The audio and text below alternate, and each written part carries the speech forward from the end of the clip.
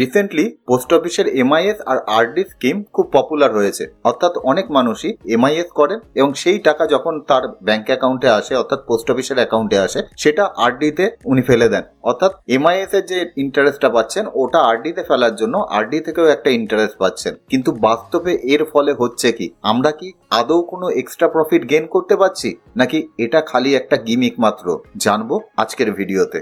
নমস্কার, আমি সুজয় বৈদ্য। আজকে আলোচনা করব পোস্ট অফিসের এমআইএস আর আরডি স্কিমের আসল সত্যি নিয়ে। পোস্ট অফিসের এমআইএস স্কিম আমরা প্রত্যেকেই জানি একটা খুব পপুলার স্কিম। যাদের ক্ষেত্রে মান্থলি একটা টাকার প্রয়োজন হয় তারা কিন্তু এমআইএস স্কিমে ইনভেস্ট করে থাকেন, কেননা সেখানে ইনভেস্ট করলে মোটামুটি 5 বছর পর্যন্ত আমরা একটা টাকা ইনভেস্ট করার পর সেখান থেকে বছরে 7.4% হারে একটা টাকা পেতে থাকি। উল্টো দিকে আরডি স্কিমও 5 বছরের একটা স্কিম, ঠিক এমআইএস স্কিমের উল্টো।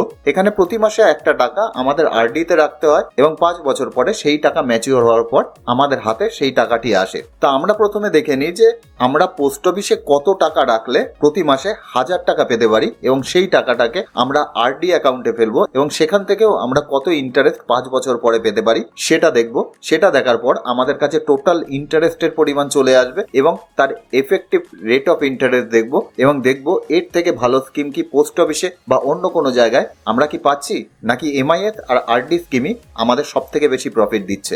আমরা প্রথমে চলে যাই পোস্ট অফিসে কত টাকা ইনভেস্ট করলে আমরা প্রতি মাসে 1000 টাকা পেতে পারি। আমরা পোস্ট অফিস এমআইএস ক্যালকুলেটরে চলে এসেছি। সেখানে গিয়ে আমরা যদি 1,62,100 টাকা রাখি এবং রেট অফ ইন্টারেস্ট যদি 7.4% হয় তাহলে 5 বছর ধরে প্রতি মাসে আমরা 1000 টাকা পেতে থাকবো। তাহলে আমরা এটা আমাদের স্ক্রিনে নোট করে নিই যে এমআইএস ভ্যালু 1,62,100 টাকা আর মান্থলি যে আমরা রিসিভ করছি সেটা 1000 টাকা। এরপরে আমরা এই 1000 টাকাকে প্রতি মাসে আরডি অ্যাকাউন্টে ট্রান্সফার করব। তাহলে আমরা যদি আরডি ক্যালকুলেটরের মধ্যে চলে যাই, এখানে আমরা দেখতে পাচ্ছি আরডি ক্যালকুলেটর। সেখানে প্রতি মাসে আমরা রাখছি হলো 1000 টাকা করে এবং আরডিতে আমরা 6.7% ইন্টারেস্ট পাই। 5 বছর ধরে রাখছি। 5 বছর ধরে রাখার পর যেহেতু টোটাল 60 মাস হচ্ছে 5 বছরে, আমাদের টোটাল ইনভেস্টেড অ্যামাউন্ট হচ্ছে 60,000 টাকা আর আমাদের এস্টিমেটেড যে ইন্টারেস্টের পরিমাণ হচ্ছে সেটা হলো 11,369 টাকা আর টোটাল ভ্যালু হচ্ছে 71,369 টাকা। এটাও আমরা আমাদের এক্সেল শিটের মধ্যে নোট করে নিই যে আমাদের রেকারিং ডিপোজিটের পরিমাণ 1000 টাকা, রেট অফ ইন্টারেস্ট 6.7%, 10 ইয়ার আছে 5 বছর, টোটাল ডিপোজিট আমরা 60,000 করেছি, ইন্টারেস্টের পরিমাণ 11,369 টাকা আর টোটাল ইন্টারেস্ট 71,369 টাকা। এইবার আমাদের 71,369 টাকা এর সাথে যদি আমরা 1,62,100 টাকা যোগ করি তাহলে আমাদের টোটাল যে ভ্যালু হচ্ছে সেটা হচ্ছে 2,33,469 টাকা। অর্থাৎ আমরা টোটাল 1,62,000 ইনভেস্ট করেছিলাম, সেখান থেকে আমরা টোটাল পেয়েছি 2,33,469 টাকা। এইবার আমরা দেখে নিই যে এই টাকাটা যে আমরা পেয়েছি এর এফেক্টিভ রেট অফ ইন্টারেস্ট কত। অর্থাৎ আমরা এমআইএস এ 7.4% ইন্টারেস্ট পাচ্ছি আর রেকারিং ডিপোজিটে 6.7% ইন্টারেস্ট পাচ্ছি।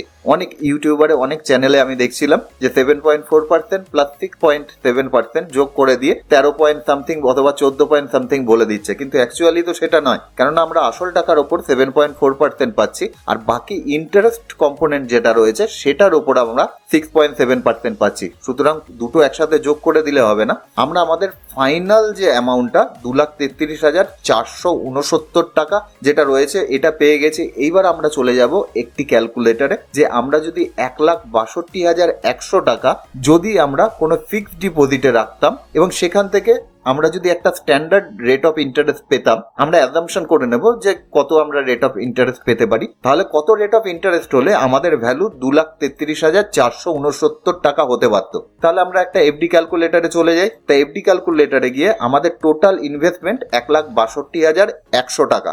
এইবার আমাদের টোটাল টেনিওর 5 বছর।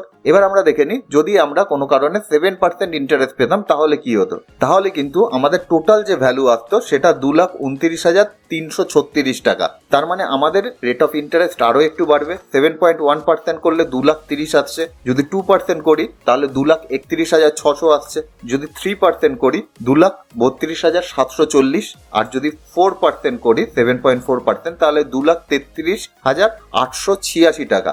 আর আমাদের এখানে 2,33,469 টাকা ধারে কাছে একই রয়েছে।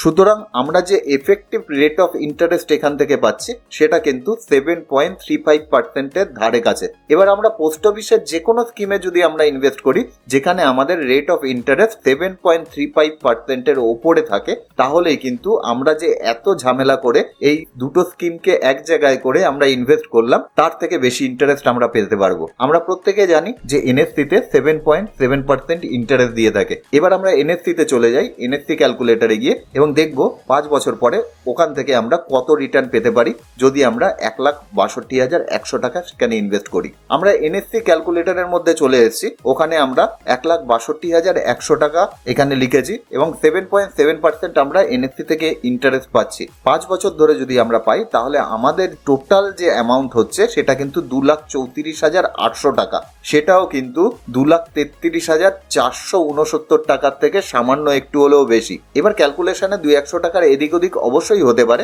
তা অনেকেই বলছে এমআইএস থেকে যে ইন্টারেস্ট আমরা পাচ্ছি সেই টাকা যদি আরডিতে রাখি তাহলে আমাদের হিউজ কোনো লাভ হচ্ছে। এটা কিন্তু একেবারেই নয়। যে কোনো ইনভেস্টমেন্ট যদি সেটা আমাদের 7.35%-এর উপরে রিটার্ন দেয় তাহলেই কিন্তু সেটা আমাদের এমআইএস প্লাস আরডি থেকে বেশি প্রফিটেবল। সুজয় বৈদ্য, সাইনিং অফ।